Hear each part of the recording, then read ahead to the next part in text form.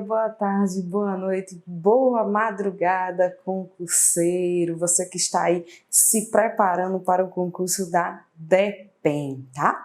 Meu nome é Vanessa Ruda e nós vamos trabalhar com vocês a parte de legislação, né? Legislação na área de direito, tá?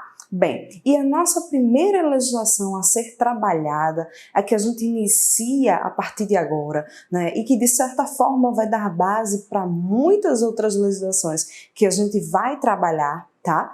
É o decreto número 6.049 de 2007, tá? Então já fixa aí a ideia de que nós vamos trabalhar a lei, o decreto, tá? 6.049 de 2007. Tá? Esse decreto aí, pessoal, ele traz a questão do regulamento penitenciário federal, né? Na verdade, você tem aí um decreto que institui um anexo e esse anexo vai trazer o regulamento do sistema penitenciário federal, tá? É uma legislação que vai conter aí 105 artigos, né? Então, eu vou ter aí 105 artigos previstos nesse decreto. Esses 105 artigos vão trazer regulamentações de caráter geral voltados também para a Lei de Execuções Penais. Então, vocês já vão estar estudando aí a Lei de Execuções Penais, a lei que determina como decorrerá o cumprimento das penas a serem aplicadas, né, das penas privativas e restritivas de liberdade a serem aplicadas em relação ao indivíduo que pratica uma determinada infração penal. Então, o decreto número 6.049 de 2007, composto aí por 105 artigos, tá? Então, vamos trabalhar esses 105 artigos instituídos. A primeira particularidade trazida aí pelo decreto, né, que vai instituir o regulamento penitenciário federal, essa é a ideia, a gente pensar que o decreto ele tem essa funcionalidade e ele institui um anexo em que esse anexo vai trabalhar a ideia do regulamento penitenciário federal, né? A primeira característica levantada por essa legislação, pelo decreto, é a questão da estrutura do sistema penitenciário federal, né? Ele vai primeiro colocar para a gente como esse sistema penitenciário federal ele é instituído, como ele é formado, qual é essa estrutura. E dentro dessa condição aí, da estrutura, que seria aí, a gente pode colocar já o primeiro ponto a ser trabalhado pelo decreto, e dentro dessa intenção de fixar a estrutura, o legislador ele trouxe para a gente a ideia de que essa estrutura será formada pelos estabelecimentos penais federais. Ora, nós estamos falando de um sistema penitenciário federal. Então, nós vamos estar falando de uma estrutura voltada para os estabelecimentos penais federais, tá? Então, dentro da estrutura, o legislador nos trouxe essa ideia, né, de fixar os estabelecimentos penais federais. Esses estabelecimentos, o legislador já tratou de colocar, serão estabelecimentos penais federais vinculados ao Ministério da Justiça. Tá? Então, nós temos aí a fixação da ideia de que a estrutura, né, dentro do decreto que vai trazer para a gente aí a configuração do um regulamento voltado, né, a gente pode já acrescentar aí, regulamento voltado para o sistema penitenciário federal, tá? E aí a gente traz a ideia de que esse sistema penitenciário federal, ele será estruturado através dos estabelecimentos penais federais que estarão vinculados ao Ministério da Justiça, né? E aí, subordinados, uma subordinação, ou seja, significa dizer que essa estrutura dos estabelecimentos penais federais estarão voltados à obediência daquilo que vai estar descrito pelo Ministério da Justiça, porque existe uma subordinação ao Ministério da Justiça. Além disso, ele vai dizer que esses estabelecimentos penais, né, que a gente colocou aí, federais, que estão subordinados ao Ministério da Justiça, estarão também sobre a supervisão, né? Então, a gente colocaria aqui, ó, vinculação, a palavra aqui é vinculação ao Ministério da Justiça e a gente também pode trazer a ideia de subordinação, que a gente colocou, né? Logo no início, a gente falava que estão subordinados, os estabelecimentos penais federais estão subordinados, estão vinculados ao Ministério da Justiça, mas aí a gente vai trazer a ideia de que há também a figura, né, aqui, além do Ministério da Justiça, a gente vai encontrar a figura do departamento, tá? Olha aí, Ministério da Justiça inicialmente e depois a figura do Departamento Penitenciário Nacional, tá? Então, aqui, Departamento Penitenciário Nacional. Olha aí, e aí a gente vai dizer que existe uma supervisão, tá? Então, os estabelecimentos penais federais, eles vão estar vinculados, subordinados ao Ministério da Justiça e estarão sendo supervisionados pelo Departamento Penitenciário Nacional, tá? Então, dentro da estrutura desse sistema penitenciário federal, nós vamos encontrar aí os estabelecimentos penais federais que estarão subordinados ao Ministério da Justiça e estarão sob supervisão, né, do Departamento Penitenciário Nacional.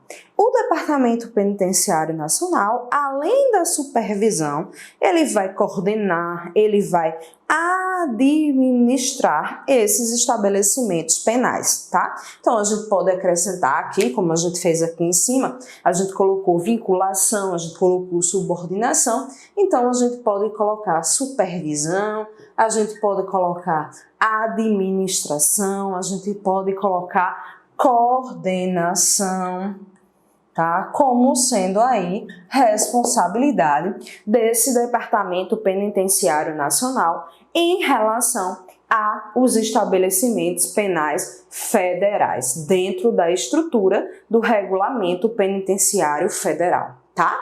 Então, a primeira ideia que o legislador ele trouxe para a gente e que a gente configura a partir desse momento é a característica de que eu tenho um sistema penitenciário federal regulado por este decreto, o 6.049 de 2007, formado por 105 artigos. E nesses artigos a gente passa a conceber de imediato a questão da estrutura do sistema penitenciário federal, que vai ser formado por estabelecimentos penais federais que estão subordinados ao Ministério da Justiça, vinculados ao Ministério da Justiça e que serão supervisionados, administrados, coordenados pelo Departamento Penitenciário Nacional, tá? Então, nós vimos aí essa estruturação inicial do sistema penitenciário federal.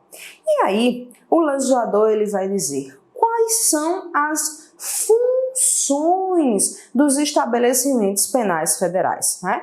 Como vai se dar aí a execução das atividades a serem realizadas, né, por esses estabelecimentos penais federais que compõem a estrutura do sistema penitenciário federal, tá? Bem, a primeira característica de execução de funções a serem praticadas, né, pelos estabelecimentos penais federais é a de execução de pena, né? Então a gente poderia trazer aqui, ó, item 2. Qual é a função, né? Quais são as funções aí a serem exercidas pelos estabelecimentos penais federais? Ora, desde o início a gente vem falando aí de que o decreto, assim como a outras legislações que a gente vai passar a ver, estão voltados, né, a gente pode colocar até aqui, para a Lei de Execuções Penais, né, a famosa LEP. Então, a Lei de Execuções Penais nos traz essa possibilidade, né, de demonstrar quais são as formas que a pena deverá ser executada dentro do território nacional. E aí, consequentemente, todas as outras legislações que se voltam para a questão penitenciária vão estar pautadas na Lei de Execuções Penais e o Decreto 6.049 não seria diferente. Portanto, a primeira função que a gente trabalha em relação à funcionabilidade dos estabelecimentos penais federais está voltado para a ideia da execução da pena, né? Então, os estabelecimentos penais federais estão aí voltados para o cumprimento da pena, a execução das penas restritivas de liberdade, né, de penas que sejam voltadas para presos que a gente considera como presos provisórios ou os presos condenados, né? E aí a gente faz um adendo. Vamos parar um pouquinho para a gente poder entender essa consideração. Aqui a gente colocou que a primeira função a ser executada, né, pelos estabelecimentos penais federais é a da execução da pena, tá? E aí, pessoal, penas que estão voltadas para restrição da minha liberdade de locomoção. Ora, nós sabemos, pela regra da Constituição Federal, que nós temos o direito de ir e vir, liberdade de locomoção. Só que, por alguns motivos, essa minha liberdade de locomoção ela pode se tornar restrita, né? Nós vivemos hoje um momento em que nós temos, de certa forma, em alguns locais, a fixação direta dessa restrição da nossa liberdade, né? A tarjazinha fica em casa em decorrência da pandemia traz para nós essa restrição da nossa liberdade de ir e vir.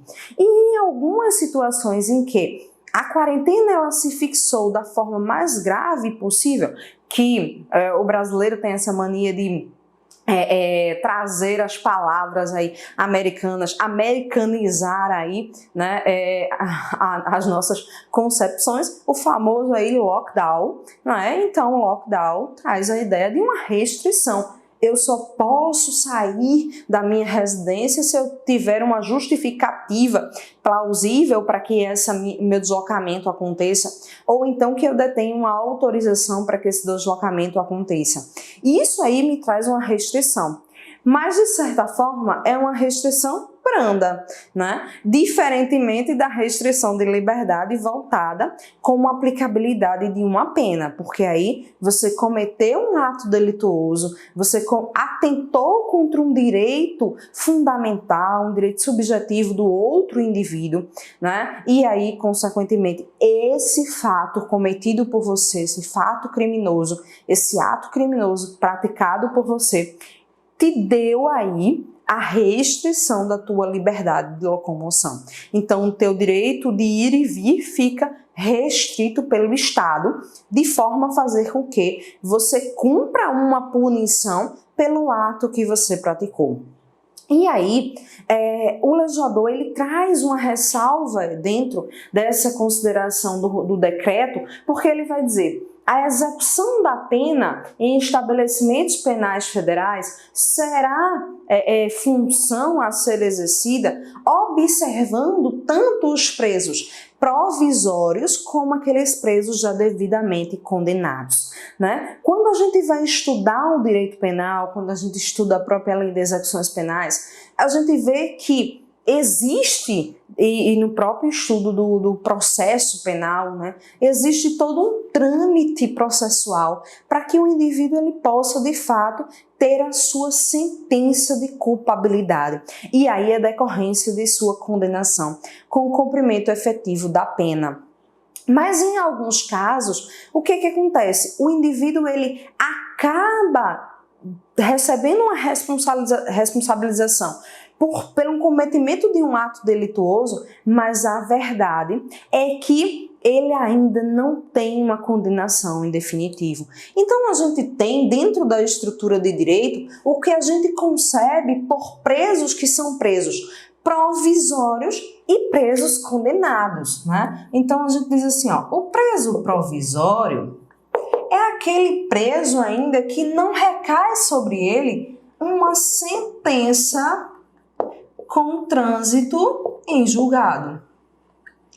Então, ainda não existe uma sentença definitiva naquele caso em concreto, pelo fato delituoso que ele praticou, que acometa ele um cumprimento de pena, uma punibilidade efetiva, uma culpabilidade efetiva. O indivíduo ele pode até estar tendo a restrição da sua liberdade porque ele causa ali uma certa preocupação para o Estado em relação, por exemplo, às provas que podem ser colhidas. Então, pode ser que ele atrapalhe o colhimento dessas provas, ou então porque ele não tem residência fixa, ele não trabalha, então pode ser que aquilo gere uma possibilidade de que esse indivíduo possa se evadir, que ele possa fugar. Então, para proteger o próprio amparato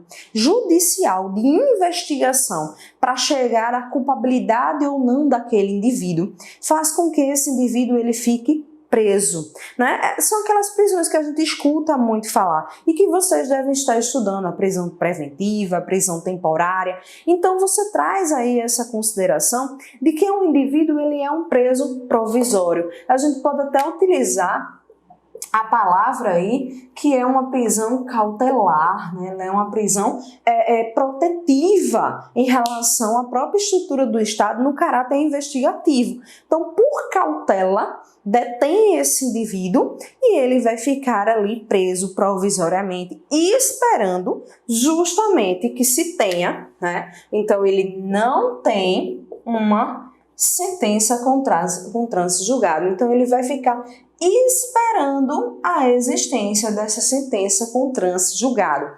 O que acontece com um preso, que a gente diz que ele já é um preso condenado, tá?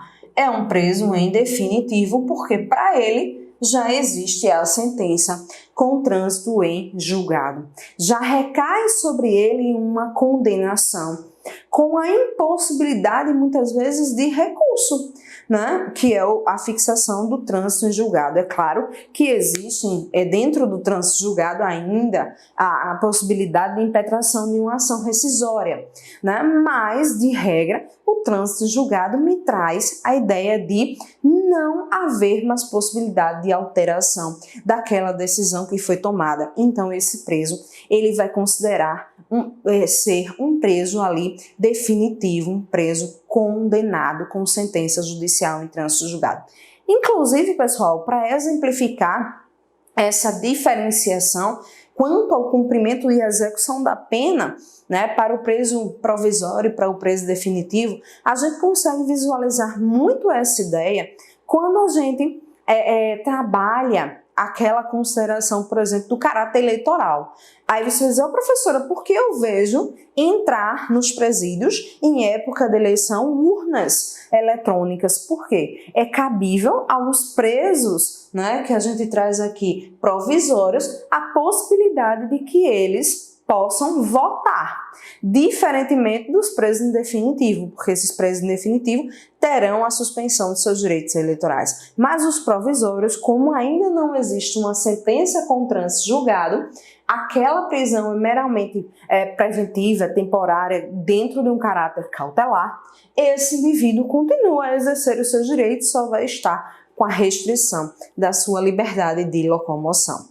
Então, a gente traz essa previsão aí de que, dentro do sistema penitenciário federal, nos estabelecimentos penais federais, nós vamos ter aí como função inicial para esses estabelecimentos penais federais a execução da pena restritiva de liberdade voltada tanto para os presos provisórios como para os presos condenados ou definitivos. Então, nós teríamos aí a primeira função a ser exercida, né, e a função, assim, que a gente vai dizer principal, né, a função do estabelecimento penais federais principal é a execução da pena. E aí, dentro dessa funcionalidade, que o legislador vai dizer, claro, que a gente já até falou de forma aqui rápida, mas, além da execução da pena, os estabelecimentos penais federais também vão nos trazer a ideia, né, da possibilidade da ressocialização. Né?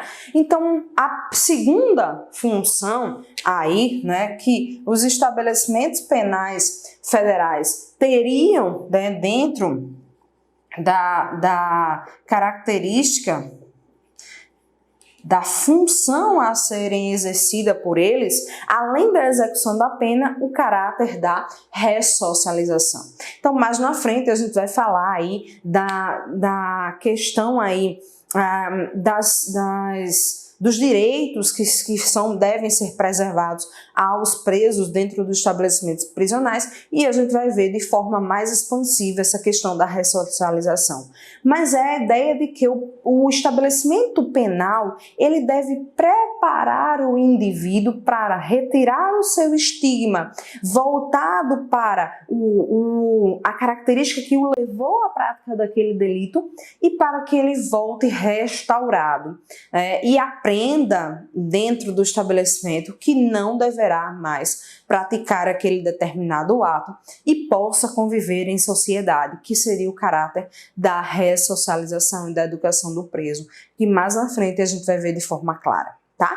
Mas aí, voltando para a função principal, então nós vimos aí as duas funções, mas a função principal é a função da execução da pena. Então, os estabelecimentos penais federais têm a função principal da execução das penas restritivas de liberdade de presos, que a gente vai chamar provisórios, ou condenados, como assim a gente definiu, tá? Bem, esses estabelecimentos penais federais que terão a responsabilidade da execução da pena, eles têm aí uma capacidade, tá? Olha aí, essa questão da capacidade é o quantitativo de presos que vão poder estar vinculados ali àquele estabelecimento prisional, tá? Então, uma capacidade de até 208 presos. Tá? Professora, na prática não funciona dessa forma, mas para a prova de vocês responderão o que está no decreto, tá? Então, qual a capacidade dos estabelecimentos penais federais? Uma capacidade de até 208 presos, tá? Não é 209, não é 210, é 208 presos. Memoriza aí. Capacidade para até 208 presos. É mais de 208? Não, é até 208 presos, tá? A segurança desses estabelecimentos penais federais que vão executar as penas serão feitas então, segurança realizada pelos agentes penitenciários federais, que serão vocês daqui a sua aprovação. tá? Então, vocês serão os futuros responsáveis pela segurança dos estabelecimentos penais federais.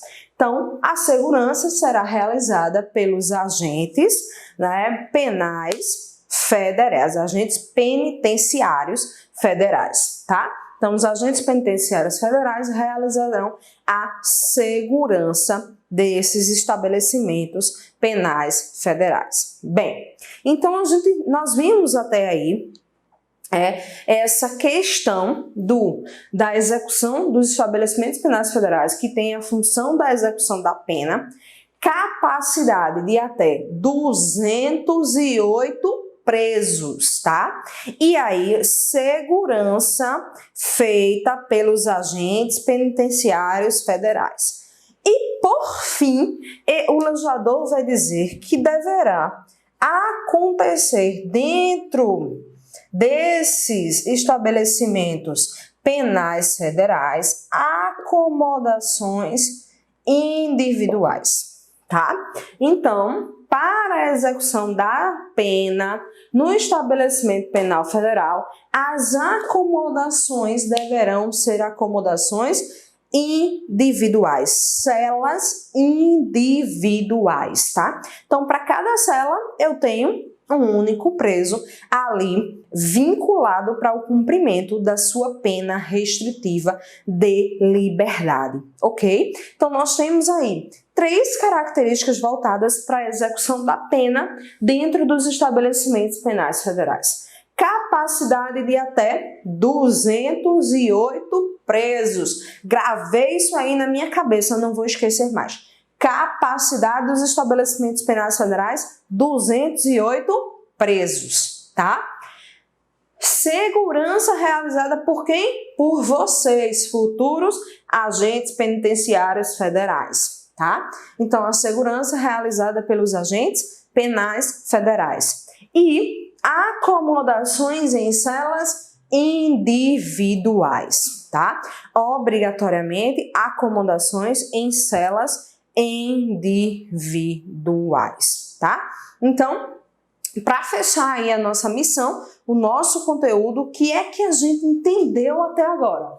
O decreto-lei, né, o decreto número 6.049 de 2007, ele é um regulamento, institui em anexo um regulamento ao sistema penitenciário federal.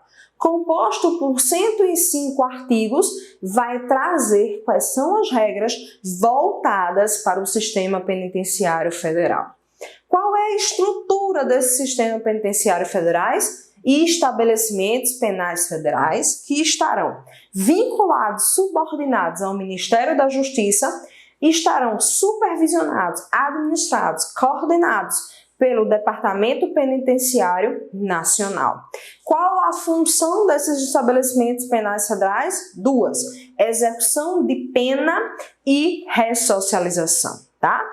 Execução de pena de quem? Dos presos que tiveram aplicabilidade de uma punição, de uma pena restritiva de liberdade, seja esse preso provisório ou condenado, tá?